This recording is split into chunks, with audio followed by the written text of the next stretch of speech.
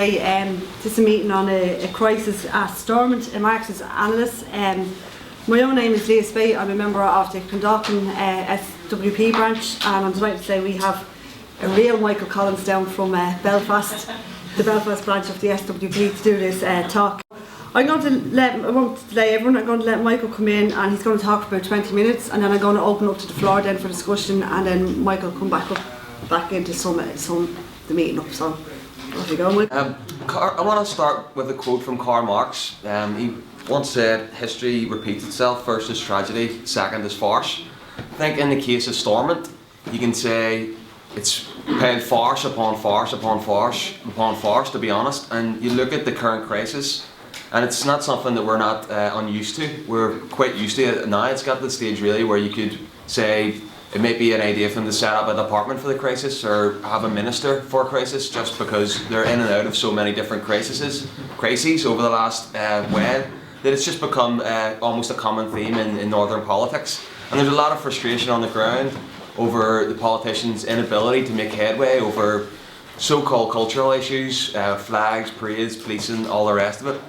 I mean, this current crisis that we're in at the minute, from the outside, it kind of looks like it's about the killing of Kevin McGuigan. People will know. Well, I'll go through it quickly for anyone who doesn't. But Kevin McGuigan was killed in broad daylight in the Short Strand area some months back in Belfast by masked gunmen. Basically, it was a retaliation killing. He was suspected of being involved in the murder of a former provisional IRA leader, Jack Davison, who was also killed in broad daylight in the markets in South Belfast a couple of weeks beforehand. So Kevin McGuigan was killed in retaliation for this, in the murder of a former IRA commander. The PSNI implicated the provisional IRA in his murder. This then led the UUP and Mike Nesbitt, the UUP leader, to withdraw their one minister from the executive. So they withdrew on the basis that the provisional IRA still existed, Sinn Féin are connected up to this, paramilitarism hasn't gone away. They withdrew their member from the executive, which put the DUP under a bit of pressure then, because effectively the UUP were beating the orange drum louder. They were saying, we won't go into government with these provos and these terrorists. This put some pressure on the DUP, who have to try and relate also to the kind of hardline elements in unionism. They face a kind of contradiction in many ways, because, I mean, unionism as an ideology has been based on, you know, throughout the 60s when Protestants, it was an orange state. It's no longer the case today, but you had jobs for Protestant workers, you had shipyard industry, things like that. You had Catholics were discriminated in terms of housing, in terms of votes and all the rest. So this is the old ideology of unionism. It faces a contradiction in that it's going now into a power sharing government. So, I mean, right at the centre of this contradiction unionism faces is Peter Robinson himself, who constantly has to try and portray himself and the DUP as the progressive face of unionism, the liberal sort of unionism, who's moving forward in the new Northern Ireland, who's part of the power sharing government, but then at the same time, the hard line of unionism, the sort of right elements of unionism, the paramilitaries, more sectarian elements.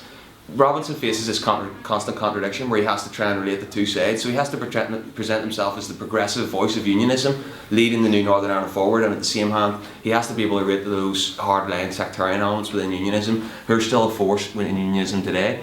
So, the DUP were put under some pressure by the UUP's withdrawal. It was effectively a manoeuvre by them, because it's hypocrisy in many ways, because we know that all the parties have connections to paramilitaries. The DUP are tied up to the UDA, for example, and they have been historically and still are to this day.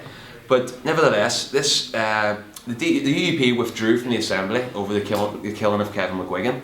This forced the DUP to have to try and relate that. They had to do this, and effectively what they did was they withdrew themselves. They kept one minister in, and you had a farcical situation where for weeks the DUP were resigning their seats, coming back in, resigning their seats week by week, still accepting their pay, mind you. So this is the kind of what's happened in the current crisis. From the outside, it looks like it's about paramilitaries. It looks like it's about the murder of Kevin McGuigan, but actually, I would argue it's posturing by unionist politicians in many ways. And actually, regardless of the Kevin McGuigan murder, I think we're heading in this direction anyway, and we have been for some time. I think these type of crises, in fact, actually, even this time last year we were in the exact same situation. It's actually been ongoing for a year, this current crisis. It's really, there's been a failure and there's a crisis been intermittent in the Northern Ireland Assembly since the Good Friday Agreement, really. And there's been an abject failure of the Assembly to make any headway whatsoever on all of these issues. So I would argue, regardless of this murder, we were actually heading in this direction. If you look back to, for example, the Haas talks in 2013, where senior diplomats were brought over from the USA and there was negotiations with the Irish government and the British government. Politicians were sitting down to discuss how they would come to some sort of resolution over flags, parades, in the aftermath of the flags protests. There was no resolution from these talks at all, and what happened was another round of talks began about another round of talks, and basically we had a situation where the new talks, the run up to the end of last year, around this time last year, same situation. Basically the agreement that the politicians came to was the Stormont House Agreement. If you look at the Stormont House Agreement, when it comes to all these questions of paramilitaries, how we deal with the past, how we deal with police and parades, all these issues, effectively they were all sidelined in the Stormont House Agreement. It was a remarkable document because for so long they've been discussing how do we resolve these issues, and here you had an agreement and a document that they all signed up to on Christmas Eve last year that effectively just says we'll set up another commission to look at all this stuff, but the problems in NI are the public sector's too large. We need to devolve powers for corporation tax so we can reduce corporation tax to put it in line with the South. And effectively it was a more Tory budget than what the Tories could have dreamed up themselves. It was the biggest round of austerity ever to hit the North. You had 20,000 job losses in the civil service, a voluntary redundancy scheme that they introduced, which has already been went into swing. We've almost had 1,000 redundancies now because of that. So they actually borrowed 700 million from Westminster to make 20,000 public sector workers redundant. The idea is public sector's too large, you need to reduce it dramatically. They had 1.8 billion in cuts in this agreement, some 20% of NI's overall budget. So this was a massive austerity deal, unprecedented really for the North. It was right across every department, the health service, education cuts, every department was facing basically 30% cuts. So if you look, and even with all the instability at Stormont, and even with the inability of them to sit down and thrash out a deal and come to resolution all the questions, these cuts have been going, and they've been going with rapid pace. We've seen hundreds of job losses in the education sector. We've seen in universities across the North this year, we've seen 260 redundancies at Queen's in the last year. We've seen 250 student places go in the next 4 years. Student places at Queen's are expected to be cut by 1,100. We've seen courses go at universities, and there's going to be more redundancies as we progress. And that's just one sector, but that's replicated right across every department in roads and transport. Bus routes to go, redundancies. In the arts sector, for example, has been effectively decimated. The voluntary and community sector, there are groups closing down, like in the area where I live, West Belfast. There's proposals to close down day centres right across the area. Mental health day centres, learning disability day centres are all being shut down, and this is replicated right across the board. So this is the biggest round of austerity that we've seen, and effectively it's their solution to the problem.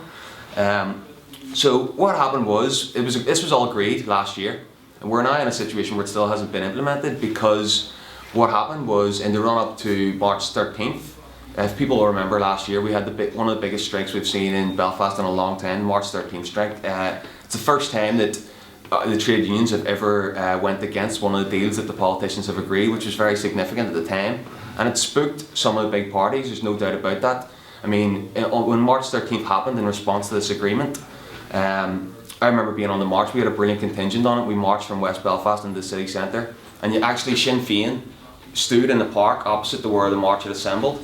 And they came in with no banners, with no placards, but they came in, their MPs and their MLAs came in, heads down, avoiding hecklers, and they came in, joined the demonstration because they were very much threatened. They understood that to be on the wrong side of this movement, to be on the wrong side of hundreds of thousands of public sector workers coming out, was a mistake for them. And actually in the run-up to this strike was when Sinn Féin reneged on one aspect of this deal, which was welfare reform, which was just another massive cut to the benefits across the North. Introduction of the bedroom tax, cuts to disability allowances, massive attack on the most vulnerable. Now Sinn Féin, a couple of days before the March 13th strike, claimed we've been misled over this. We were misled by the DUP on this. It was nonsense. In fact, Stormont Committee after Stormont Committee, it had been raised by the Green Party and widely publicised by the Green Party that there was no money available for welfare. Sinn Féin had claimed the whole time. It was just kind of talking out of both sides of your mouth. We're going to protect the most vulnerable. We're against the Tory cuts. So they had consistently said we are protecting the most vulnerable. But when this deal came out and the strike happened, suddenly they realised, actually, we're going to be exposed here. We're not protecting the vulnerable. So they reneged on it, claimed they'd been misled. But actually, it was widely, it was public knowledge that there was no money available for welfare. Teresa Villiers was on record saying it 1 million times, Sinn Féin will not get money for welfare, but they reneged on it. And that was to do with not any reason, and not in any way were they misled over this, but it was to do with the mass movement that emerged, the big strike protest movement on March 13th. That had a massive impact. So then we have went into a situation where the Assembly can't agree a budget because Sinn Féin are now reneging on welfare, which we 100% support. They should do, of course. It's wrong to implement welfare, but one of the points we pointed out at the time and still point out is it's okay to say, yeah, we're not going to implement the welfare cuts, but what about the education cuts? I mean, it's a Sinn Féin minister who's John O'Dowd, it's the education minister, who is talking about potentially 3,000 job losses, classroom assistants across the north. Contracts are not being renewed because school budgets have been restricted. Even like school meals, school dinners, school library books, all these things are being squeezed. So all the other aspects of the agreement, the parties are still agreed on. There was Sinn Féin refused to implement welfare, but of course that wasn't enough in our eyes. You'd have to go further than that and reject all the cuts implicit in the Stormont House agreement. So I mean that's the situation we've been in for the past year, is inability to make headway over the question of the budget. So when you look at the crisis now, you might think this is to do with paramilitaries, this is to do with Sinn Féin, this is to do with, unionists and nationalists not being able to get along. This is a common feature, and there's some truth to that. But actually I would say it's not so much unionists v nationalists get back in the room, thrash out this deal. It's to put the pressure back on Sinn Féin, saying you're tied up with paramilitaries, you're a terrorist organisation, and what they want to do is put that pressure on so that they can get the full implementation of this Stormont House agreement. Now, we're in another round of talks at the minute. We're going to have to see how that comes off, but what's took us to this new round of talks is the DUP and the UP demanded that the British government do an investigation into paramilitaries in the north. So that's happened. Basically we've found out what everybody already knew. Paramilitaries still exist in the north. The UDA, the UVF still exist, the Provisional IRA still exists. This won't come as a surprise to anyone in the north. It basically found that while they all still exist, none of them are committed to terrorist activity anymore, although some of their members might be, but it's not sanctioned by their leadership. And I found out its findings were that all these loyalist paramilitaries and nationalist paramilitaries are all involved in racketeering, drugs. Although it's not sanctioned by the leadership, they're very much involved in all these things. So this has begun a new round of talks where they're sitting down to try and work out how they can come to some sort of resolution on the question of paramilitaries and whether or not they can come to some sort of resolution on the budget. I mean, you can look at Northern Ireland sometimes and it can seem like it's a communal hellhole, that it's just bound to repeat itself out like an endless cycle, like Groundhog Day, where politicians are never going to be able to get it sorted, where they're never going to be able to work out a deal or whatever. And there's some truth to that, but we can't deny that. Socialists don't deny that unionist and nationalist ideologies are the dominant ideologies in the north. But I want to make 2 points to say that it's not the case that we're forever going to be entrenched in this system and in this infighting. 2 points, I think. Firstly, there was I don't know if people saw the show the other day, the joint RTE Nolan show. It was very interesting in many ways. I mean, firstly, I think it was interesting because it reflects the fact that I think there's a growing correlation between politics, both north and south. When you think of some of the big issues of today, and some of the joint broadcast, it was a live broadcast, and they took up some of the big issues that are happening north and south, and they're all connected. It looked at the question of abortion rights in Ireland, looked at the question of marriage equality in Ireland, and it looked at the question of the border, and it surveyed people both north and south on these issues. So I think, firstly, yeah, it's important, I think, because there is a growing correlation. I mean, after the marriage equality vote, we called a protest on the eve of it in Belfast, got nearly 1,000 people to it, demanding marriage equality in the north. After that, we had a big, massive demonstration, 20,000 people called by Amnesty and the trade unions demanding marriage equality in the North. That's now an issue that's dominating politics, with the vote recently vetoed in the Assembly by the DUP. If you look at even the way that North and South is correlating in terms of austerity, I know in the South we're a lot more further on in terms of the austerity that's been implemented. And you look at the rise of Sinn Féin North and South, there's definitely a growing correlation now, and I think Northern politics impacts on the South and Southern politics impacts on the North in a way that it hasn't done for a long time. But anyway, I want to look at some of the results of the survey done on the Nolan show. It was an interesting poll, obviously not definitive, but it's quite a robust poll in that it's like some of the polls that do sometimes they actually don't do much polling. There's 500 people polled North and South. Firstly, on the question of marriage equality in the North, it showed that 64% of people were for marriage equality, only 23% against, which is great news for people in the North, I think, because we've always argued that if it went to a referendum, we could win it. We've always argued that the views of the bigots in Stormont, the DUP and the UP, don't reflect what people think on the ground, and I think that poll reflects that, so I think it's good for us in that sense. Abortion as well was a very positive poll from people, both North and South. People supported abortion always in the Republic, 22% always, 64% sometimes, and 14% never. So that's good, because I mean, when you add that up, that's 88% saying that they would support abortion in most cases. In the North, it was similar statistics as well. 23% always, in every case, abortion should be legal. 56% in some cases, and 20% never. So it's actually a very interesting poll, because it shows you that despite the position of our governments on these questions, actually people are more progressive. You've got basically unanimous support there for abortion being legalised in at least some cases. And actually, there's when you look at like the hard lines on either side, who are for always allowing abortion, you've got like 23% in the North as opposed to 20% who never want to see it implemented or brought in. And in the South it's quite similar, 22% always and 14% never. So there's a big vacillating middle there, and who are basically saying, yeah, in some cases I think abortion should be legalised. So that's another positive poll. But anyway, what I wanted to really talk about is the polling that they did on the question of unity and Irish unity, which was very, very interesting again, because sometimes people look at politics in the North and assume that that's it, it's entrenched. It's 50-50. You have one side of the community who's nationalist, one side of the community who's unionist. One side wants to stay in the UK, one side wants a united Ireland. They're never going to get on, they're always going to bicker. Division and communalism is entrenched in that way, but actually the poll kind of suggested that it's not just a simple case of 50% want to be part of Ireland, 50% want to be part of the UK. When you look at it, people who supported a united Ireland in their lifetime in the North, you had 57% Catholics said yes, 14% said no, 29% said I don't know. Protestants as well, when you look at it, 68% weren't for united Ireland in their lifetime, 20% didn't know, and 12% yes. Now I think it's interesting actually, because that kind of goes against what people assume about politics in the North.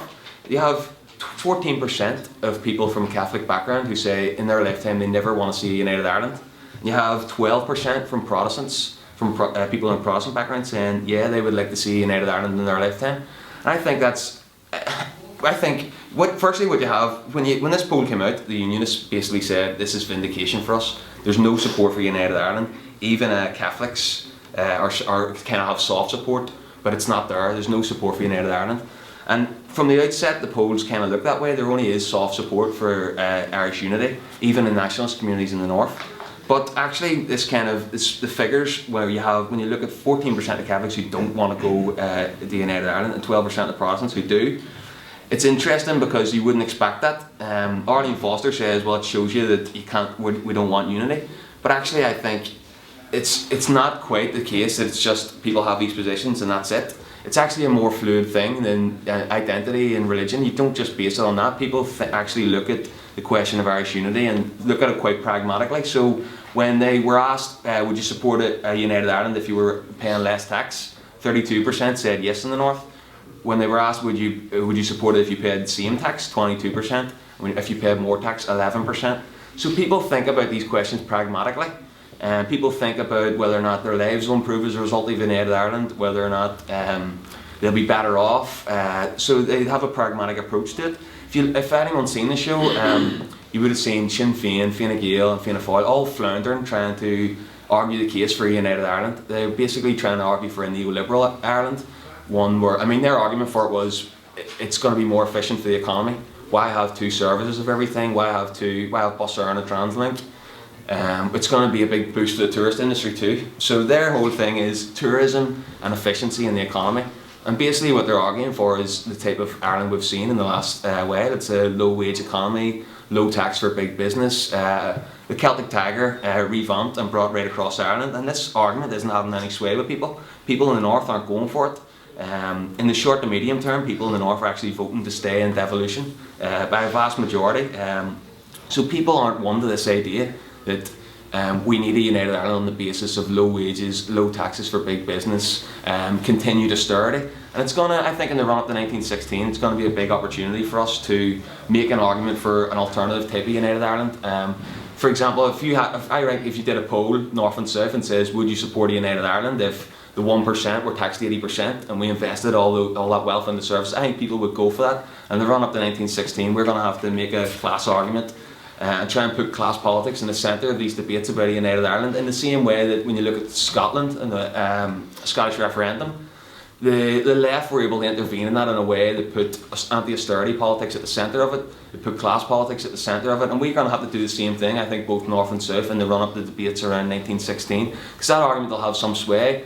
Sinn Féin, Fine Gael and Fianna Fáil and all the rest of them, they won't be able to carry an argument for United Ireland on the basis of the Celtic Tiger, on the basis of the Stormont House Agreement. People won't go for it, but people will go for an idea. If we can intervene in that and argue class politics and argue an Ireland based on people power, an Ireland that looks to the people of Palestine, the workers in Greece, instead of Netanyahu and Obama and all the rest, we can get some sway in that.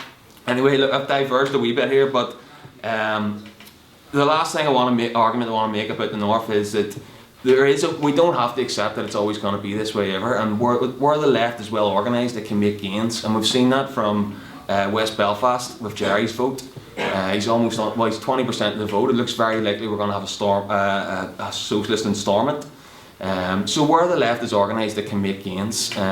There's other forces who are obviously at play. We've got left Republican groups, we've got forces that want to agitate and direct anger over austerity in a sectarian direction, like people like Jim Alister from the TUV, who'd be very vocal in opposing the Stormont House Agreement, but ultimately thinks the Catholics are the problem and Taigs are the problem. And there's different forces at work, but the left can make gains, and we can win an argument that says to people, we don't have to look to Stormont to come to some final agreement. The state itself, all it does is institutionalise sectarianism. When you have a government where you have to say you're nationalist or unionist before you even go in, you're either other, nationalist or unionist. The office at the top of the NI state is shared between the biggest nationalist party, the biggest unionist party. That's the way it works. Every single resource that's allocated in Northern Ireland is debated and argued over on the basis of which community gets what, if there's money going somewhere. And a good example of it actually is when you're talking about the cuts that are being implemented in arts at the minute. Arts groups being decimated across Belfast. And you've got a situation now where, because Fianna and Fábal gets something like £400,000 funding every year. Fianna and Fábal's one of the I think it's the biggest political festival in Ireland. It's set in West Belfast.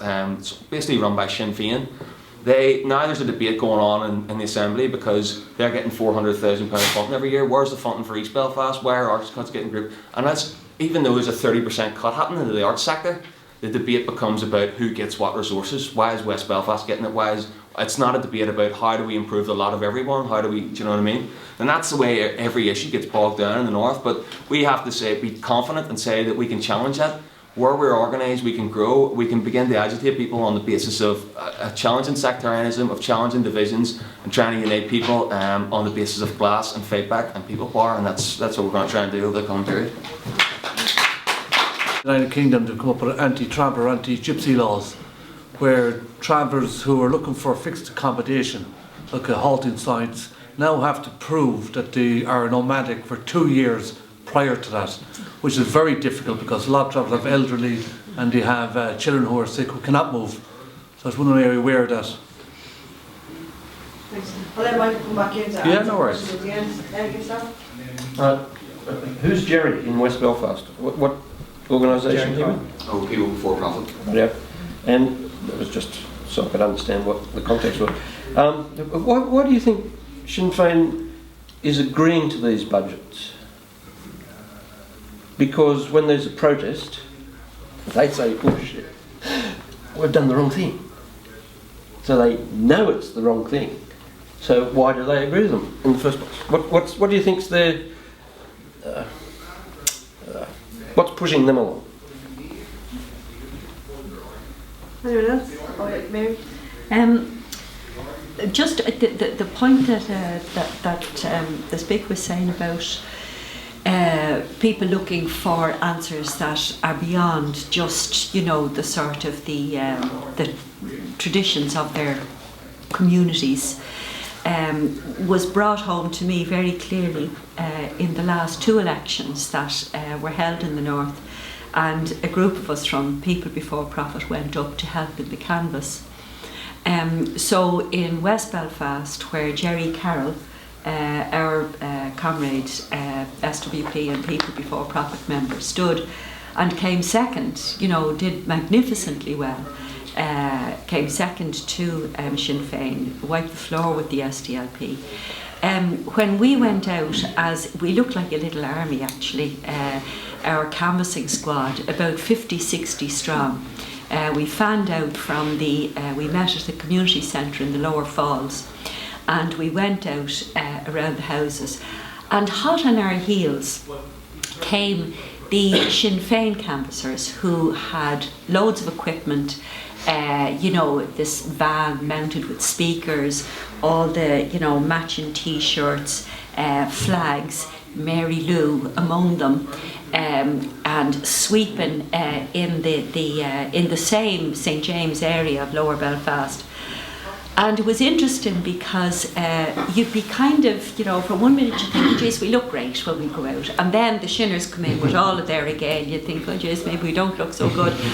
And then we were knocking on the doors and asking people for the vote, and people were congratulating us, saying, you know what, yous knocked on the doors. To see that lot, all they did is stick in the leaflets, because they didn't actually, the Shinners didn't actually want to take on the arguments about the cuts, about austerity, and the people in that part of Belfast knew that instinctively and congratulated us for taking up just those issues, because that is what we were campaigning on. What we need is a fight against austerity.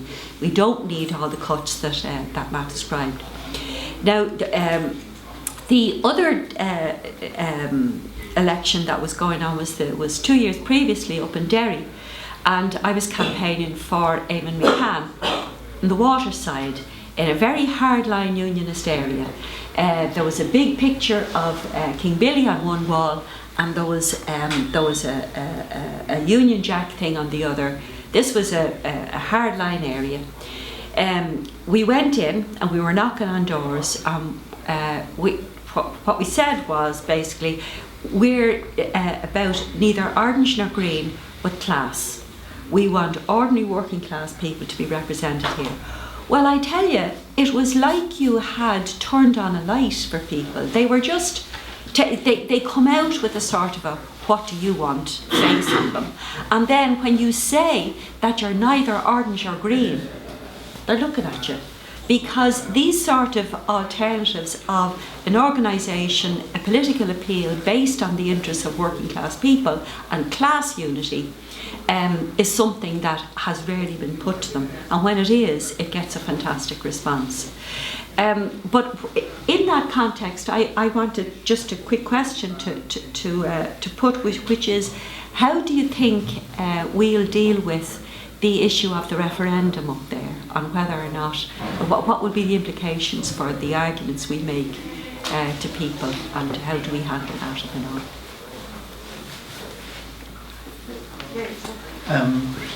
Yeah, just first of all, like, good talk, Mick.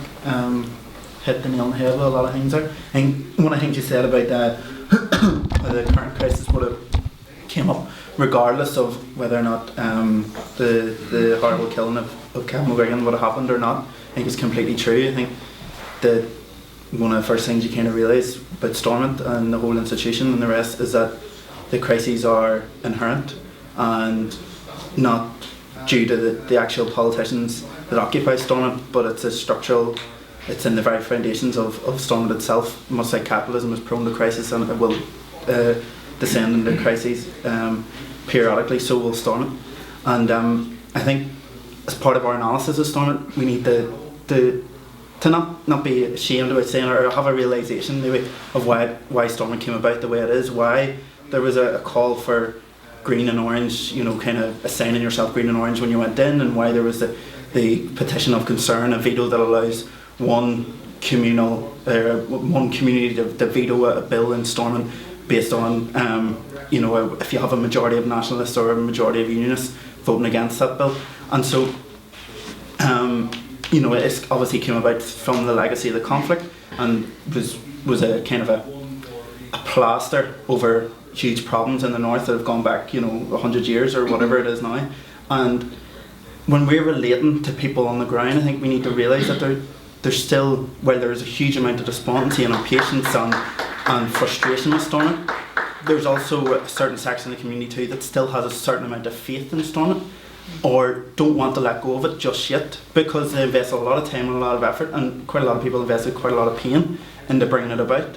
And so we need to tap into that in a way that makes the argument that Stormont has a ceiling, that there's only so much Stormont can bring, and we're seeing that now. We're seeing its ceiling of constant crises and headbutting and eventual neoliberal cuts and reforms. And so we need to be able to tap into that despondency and that impatience without alienating people from the effort that they maybe or the faith and whatever. And I think one of the ways we can do it is by kind of, quite often when you're making the argument up north about the problems with Stormont, you're hit back with, well, if Stormont isn't there, you know, okay, Sinn Féin are kind of bound by the Tory government. If they don't do it, the Tories will come in to direct rule. And we have to say, well, yeah, you're right, the Tories will come in, or Sinn Féin will do it. And so the only thing we're really left with, the only other option we have, is people power, because one or the other, whether it's, you know, whether it is Sinn Féin implementing the cuts or whether it is the Tories and David Cameron, either way, the people on the ground are going to suffer. So it leaves us no other option. So I think it needs to be in the core of our argument, drawing that logical conclusion out that really the only way we can do it is by saying that we can't wait. You know, the people of Belfast and Derry and all across the north can't wait for whatever it is to sort itself out. That it needs to be people on the ground and the streets making the change, because there's no other option. And the only other really quick point I'd like to make is that you can see that people are looking around for something different, and you know, you see, you know, votes going to the Alliance Party, you see people going towards the TUV, the PUP, all sorts of to the dissidents, you know, in Lurgan and different things.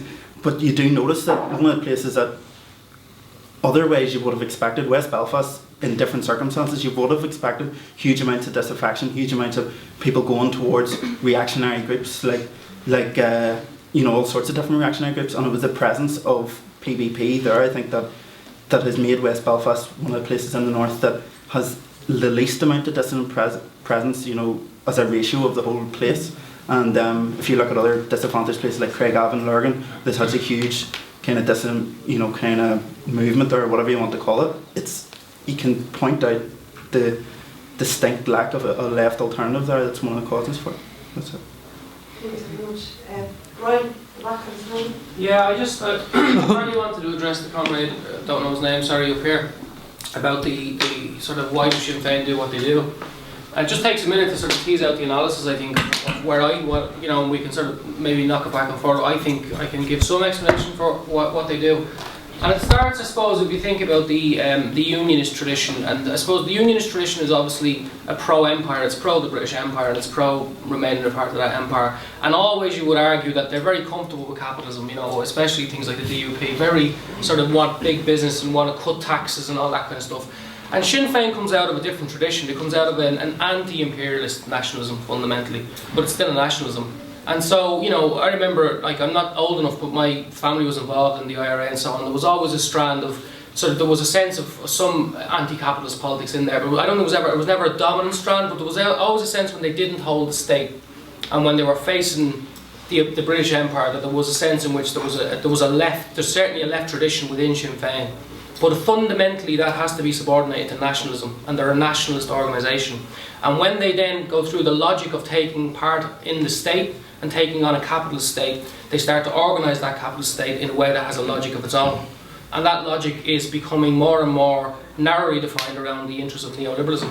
And so that contradiction comes out in how they act, because they have to relate to a left sentiment, because their historical legacy was to fight the empire and to fight for working people and to fight for people's interests, and at the same time now they're implementing the cuts through a neoliberal institution which they're partly responsible for, and that contradiction is what they're trying to play. And if you think about it, they have the same problem down here. They sign up to a set of principles that on paper are extremely left-wing, that would put them into serious conflict with the Irish state and with Europe if they were to follow them through. And at the same time they're having $500 a night dinners in America, where they're talking to the richest American Republicans who are part of the neoliberal elites of the world. So I think that's the explanation. I just want to say one other thing about the logic of the flag waving and the sectarianism.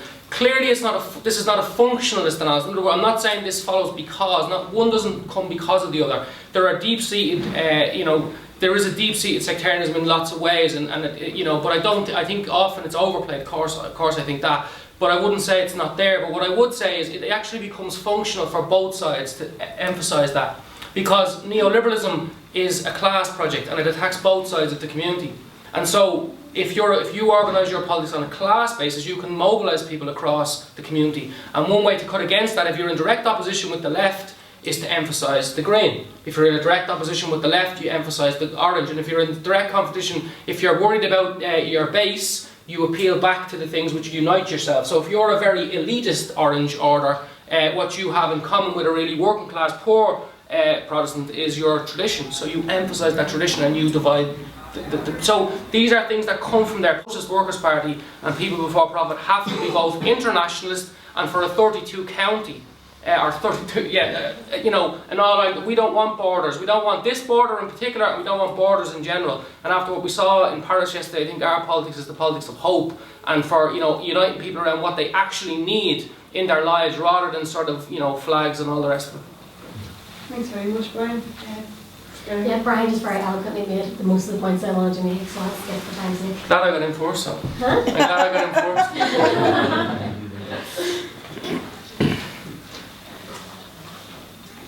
Oh, sorry, Breed. Yeah, well, following on from what Brian said there, I think the whole stuff about understanding the traditions of orange and green, even though we reject them and say neither orange or green, as Mary put it, but class, I think you have to also understand them and know and understand the roots of them, because these traditions, Moroccan traditions, are often brought up to divide people, which is why the Orange Order was first founded, not actually in order to do down the Catholics, but to put manners on the upstart Protestants who engaged in the rebellion, the 1798 rebellion. Wolfe Tone and McCracken and all them were Protestant gentry who led the 1789 rebellion against to establish a break from Britain, and the Orange Order was founded to put manners on them. It was the upstart Protestants that they actually said, we're going to put manners on you and put you in your place, and then became a pole of sectarianism ever since, and has always been used for that. Whereas, as Brian said, the tradition of the Republican movement has been to stand up against oppression. That's in broad stroke picture. So I think it's important to understand that, because it is used often in a workplace context. I'm a member of Unite Trade Union. Unite organises in the north as well, and at our annual conferences and stuff, this often comes up, the whole question of sectarianism on the factory floor. We saw it in Bombardier and the place that makes the planes. We're now facing job losses in Michelin, Gallagher's Tobacco. There's a whole swathe of major industry that's been lost in the north, and it's very difficult to fight redundancies or to fight for pay increases with one hand tied behind your back, and that one hand is whether you're orange or green. So I think beyond the parliament, in the community and in the workplace in particular, and in the colleges, this argument matters very, very much. And I don't think it's good enough for socialists to say, Asher, they're all the same. The two traditions have an equality of nastiness. It's not true. One comes from a struggle against oppression, and one is all about oppression. So I think we have to say that properly and clearly. But, you know, here's the thing I wanted to ask about the structures of Stormont. You know, I think this is really important debate, because it was, as you said, Michael, brought in to manage the sectarianism, give parity of esteem to sectarian ideology. Isn't it very interesting that in the middle of all that, the whole stuff about Nama and Cerebus is kind of gone off the radar. Nobody's really mentioned it. It's like sweeping under the carpet and saying nothing. It's a bit like what's happened down here to SiteServe and Dennis O'Brien. Sweep these things under the carpet. These are major scandals of enormous proportions of corruption in a small country. When you talk about the difference between 1.2 billion and 5.7, whatever it is, that's a huge amount. That's probably the entire education budget for the north of Ireland, you know. So putting it under the carpet and saying it doesn't matter, and all of the body politic is guilty of this. The Shinners, the Alliance, the SDLP, the Unionists, whatever shade of orange they are, they're all guilty of sweeping this aside and ignoring it. And it's a real telltale sign that there's something rotten in the state of Denmark, and there's certainly something rotten in the state of Stormont, that all of them cooperate in just doing down the idea of that level of cronyism and corruption. I think we should really highlight this, because again, as you say, Mick, things are similar north and south. We're facing the same cronyism with Nama here, Nama in the north, Dennis O'Brien here, you know, cronyism in the north, and these are things that we should bang on about them at least. I know we're not going to change them, but we should certainly use them as an example of how it all needs to be utterly and totally uprooted. And he was almost critical of travellers and gypsies, because he perceived them as a broken down part of society. In other words, society either rejected them because they wouldn't conform to society and pay their taxes. So he reckoned that was a kind of breakdown of classism without acknowledging their ethnicity. Now it's been proven that there was ethnicity.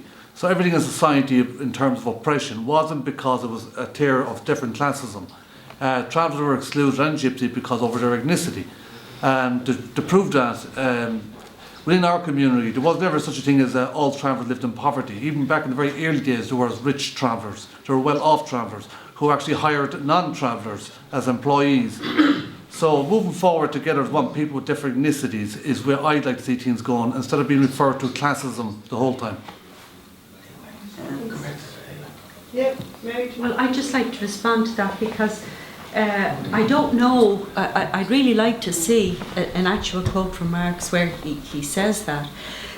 My understanding of Marx is that he emphasises class not to rubbish other aspects of, you know, human beings, human organisation, human history, human traditions, but he emphasises class as a way of analysing the trajectory of history, how we've gotten to where we are today, starting off with pre-class societies and then about 10,000 years becoming, for the first time, early class societies where you have slave owners and slaves, and then moving on into the, say, like represented by the Middle Ages, where you have the aristocracy and the peasantry, and then moving into class society in our day where you have the capitalist class and the working class.